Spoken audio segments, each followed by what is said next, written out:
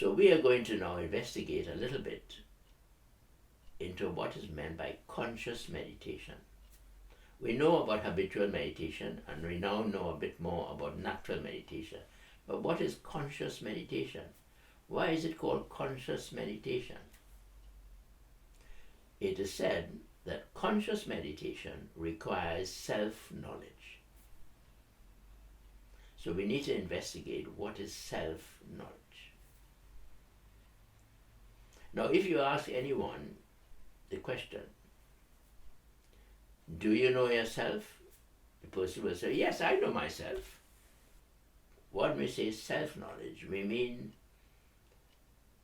we associate it with conscious meditation. Conscious meditation requires self-knowledge. So now let us investigate into what is self. Now, what is the first thing that you call yourself? In the world today, the first thing that people call themselves is their body. The body is myself. I am the body. So I'm affected by how tall the body is, or how fat the body is, or how good looking the body is, or how ugly the body is, and so on. So we recognize the body in the normal sense of the word as people's self. That is self. So everyone believes I am the body. Now let us investigate. So the question I'm going to ask is this: are you your body? How could you prove to me whether you are the body or whether you're not the body? Now, if I ask you a question, for instance, if I ask you, are you the spectacles? What would you say? You would say, no, the spectacles are over there and I am here. Therefore, I cannot be the spectacles. So I cannot be whatever I perceive. Then I'll ask you the question, could you perceive the body? And then you say, yes, I could perceive the body. I could partly see the body with the eyes. I could feel the body's existence. And then I would say to you, if you could perceive the body, then are you the body? And after a while you think about it and you say, no. If I could perceive the body, I am that which is looking at the body. And then you say, therefore, I am not the body. So the answer to the question, are you your body, will be no, I am not the body. Because I can perceive the body. I must be the perceiver that is perceiving the body. And then I will produce another argument. What is it that is left on the bed after you go? And then you say the body is left on the bed. So where do you go? Something has left the body. The person that I'm speaking to now is a living person that is hearing what I'm saying. The body, yes, is an instrument, but it is not the person that is hearing. Therefore, the real you is not the body.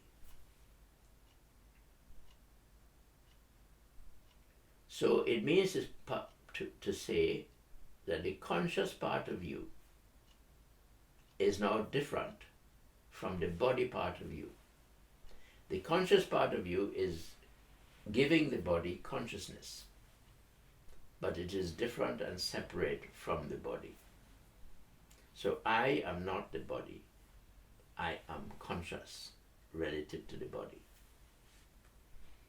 Then you will say, well, maybe I'm the mind, because the mind is controlling the body all the time. When I sit on the computer for 3 hours, it is my mind that is on the computer. So therefore I am my mind.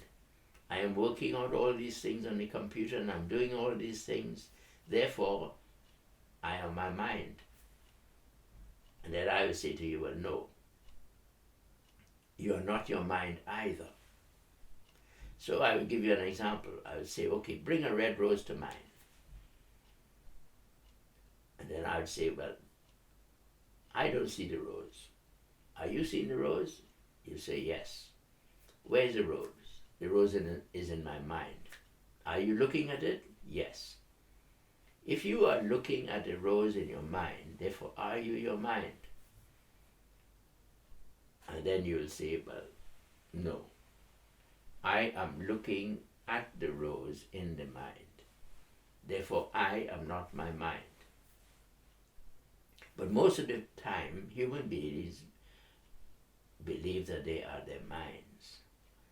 They are what the mind is thinking. They are all their conclusions and concepts.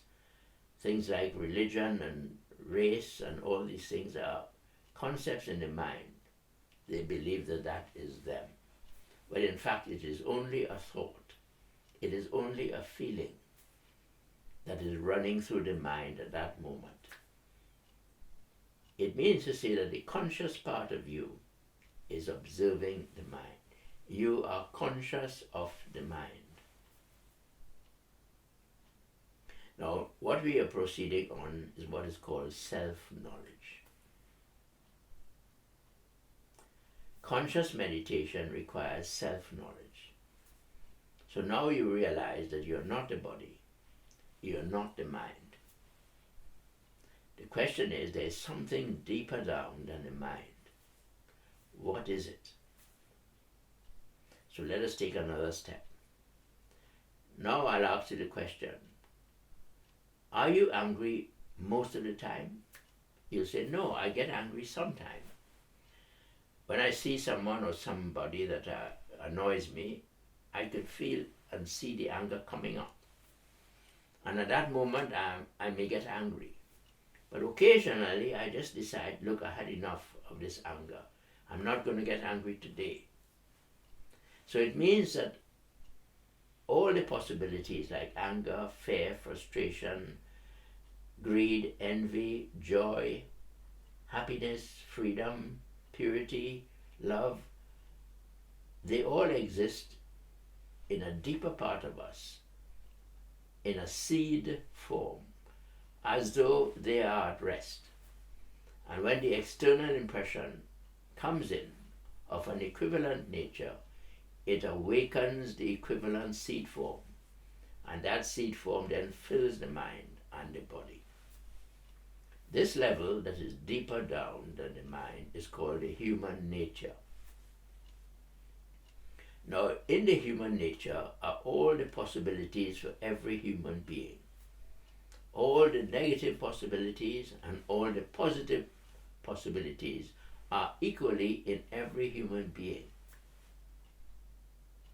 What is drawn out in any moment is based on your external impression at that moment. It awakens a seed form